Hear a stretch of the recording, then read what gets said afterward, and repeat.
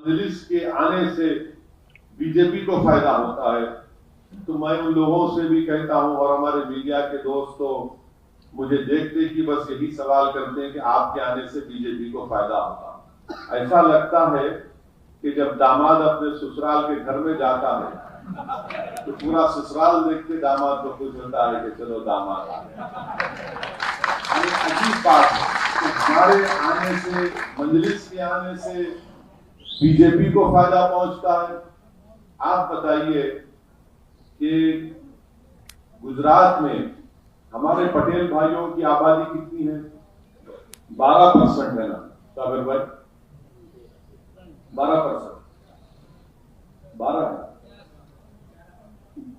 चलिए 12 पकड़ लीजिए, बढ़ के बोलिए, कल के दिन कोई चीफ मिनिस्टर नाराज ना हो जाए कि 1% कम नहीं कर बोलेंगे भड़काओ भाषण दिए।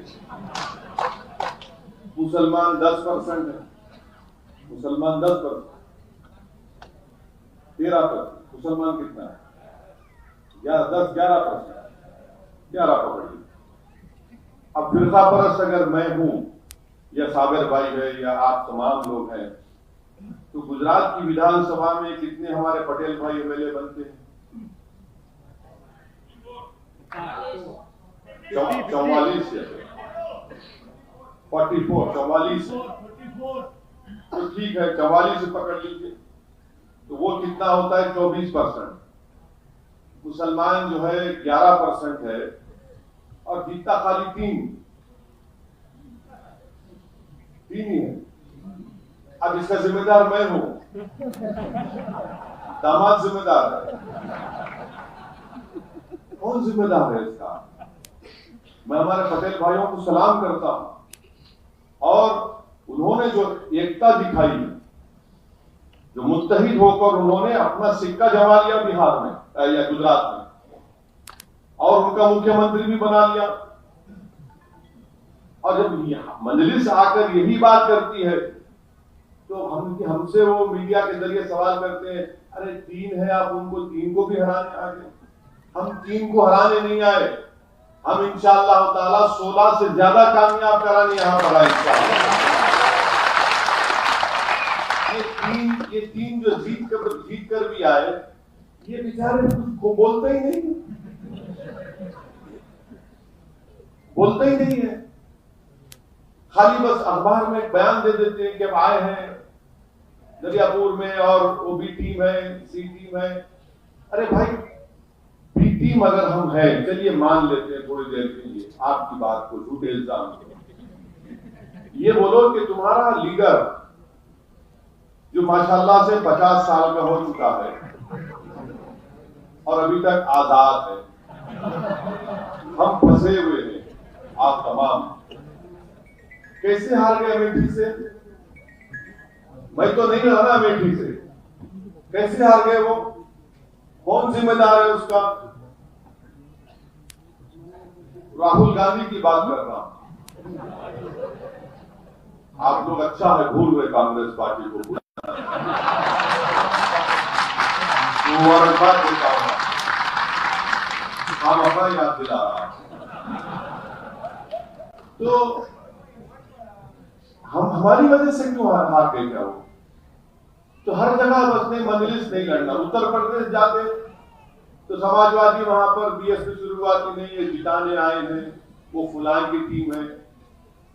हम जाकर बिहार में लड़े, वही बात। दिल्ली में काम कर रहे हैं, वही बात। महाराष्ट्र में कर रहे हैं तो वही बात। तो ये इनका एक तरीका बन चुका है कि मजलिस को इस तरह से कहा जाए।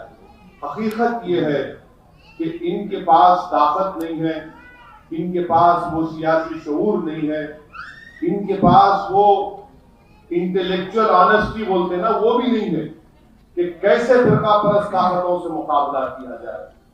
तो मेरे अजीज दोस्तों और बुजुर्गों, ये दूसरा इल्जाम। तीसरी बात हम इल्जाम लगाते कि आप क्या करना चाहेंगे, किसको हराएंगे, किसको जिताएंगे। देखिए, इलेक्शन जब हम लड़ते हैं तो कोई जीतेगा कोई हारेगा ना। हम इलेक्शन इसलिए तो नहीं लड़ते कि खुद हार जाए। और इलेक्शन इसलिए रहते हैं कि सामने वाला हारे और हम जीते। अब जब मैदान में मुकाबला होगा तो सब हमारे ओपोनेंट है। मैं किसी को ये नहीं, ये इसको नहीं बोल सकता, हम तो जीतने की कोशिश करेंगे। तो मेरी आपसे गुजारिश है कि हमको सबसे पहले इस खौफ को अपने दिमागों से निकालना है कि कौन जीतेगा कौन हारेगा। हमारी कोशिश ये है कि हम जीतेंगे। यकीनन हमारी दिल की तमन्ना यह है कि बीजेपी हारे और हारेगी इंशाअल्लाह, हारेगी बीजेपी इंशाअल्लाह। और इसके लिए हमको कोशिश करना है। ये मजलिस इत्तेहादुल मुस्लिमीन का पैगाम है कि सियासी तौर पर हमको मजबूती हासिल करने के लिए आप तमाम को अवाम के दरमियान में जाकर मजलिस का पैगाम समझाना है। और आप देखिए, अभी शमशाद, हमारे एडवोकेट शमशाद साहब ने बताया कि गोधरा में पुलिस कस्टडी में कासिम अब्दुल हयात की मौत हुई। ये तीन थे ना, ये बहुत बड़े बादशाह लोग, 3 लोग। उन्हें खुद ये वहां पर पहुंच गया, हमारा अहमदाबाद का सदर पहुंचकर उन्होंने नुमाइंदगी की। और हम सोच रहे, अभी हम उनसे बात किए कि क्या करें, तो इंशाअल्लाह हम देखेंगे। और थोड़े दिन के बाद इंशाअल्लाह ताला हाई कोर्ट से भी रुजू होंगे उस बच्चे के इंसाफ के लिए, क्योंकि उसकी मौत पुलिस कस्टडी में हुई। और पुलिस कस्टडी में जब मौत होती है तो पुलिस उसकी जिम्मेदार होती है। अब ये काम मजलिस कर रही है, तो मेरी आपसे गुजारिश है कि आपकी जिम्मेदारों का इजलास है। मेरी आपसे गुजारिश है कि मजलिस के पैगाम को और आवाम तक पहुंचाइए, मजलिस की मेंबरशिप करिए, मजलिस की बूथ पर अपनी पार्टी को मजबूत करिए। और साबिर भाई साहब अल्लाह से बड़ी मेहनत कर रहे हैं, पूरी उनकी टीम, पूरे अराकीन मेहनत कर रहे हैं। तो मेरी आपसे गुजारिश है कि तंजीमी तौर पर, ऑर्गेनाइजेशन लेवल पर, संगठन पर हमको तवज्जो देना है। अगर हम बूथ के ऊपर हमारी इब्तदाइयों को, हमारे ब्रांच को कायम करेंगे तो यकीनन इंशाअल्लाह ताला जो आइंदा साल असेंबली के, विधानसभा के चुनाव होंगे, और यही चीज हमको इंशाअल्लाह ताला कामयाबी से हमकनार करेगी। डरने और घबराने की जरूरत नहीं है। मैं तो हिंदुस्तान के, भारत के कोने कोने में जब जाता हूँ तो मैं आवाम से कहता हूँ कि जो जज्बा अल्लाह ने गुजरात के मुसलमानों को दिया, उसको सलाम करने की जरूरत है। जो हिम्मत और हौसला अल्लाह ने आपको दिया है कि जो खड़े रहने की ताकत आप में है, कि कितने कितने तूफानों का, कितने कितने मसाइब का, मुश्किलात का आपने सामना किया। अगर कोई तकरीर में कोई मुकर्रर कहता है कि खाक और खून के दरियाओं से गुजरना पड़ेगा, तो ये गुजरात में आपने खाक और खून के दरियाओं से गुजरकर सलाम करता हूँ आपको। इंशाअल्लाह ताला हम अब आने वाली नस्ल को लाचार और सियासी तौर पर उनको यतीम नहीं छोड़ेंगे। हम अपनी ये क़यादत बनाएंगे, अपनी लीडरशिप बनाएंगे। गुजरात से हम अपने कायद को बनाएंगे ताकि सुबह क़यामत तक इंशाअल्लाह ताला जहां पर आपकी एक सियासी ताकत बने, आपके मसाइल की बेबाक तर्जुमानी हो। आप और हम इंशाअल्लाह एक दिन इस जमीन की रिजा बनेंगे। याद रखिए, कोई यहाँ पर रहने नहीं आया।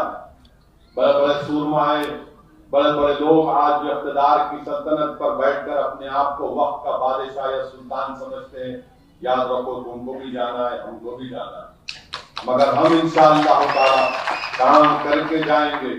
ये जिंदगी एक चंद वक्त की मोहलत हमको परवरदिगार ने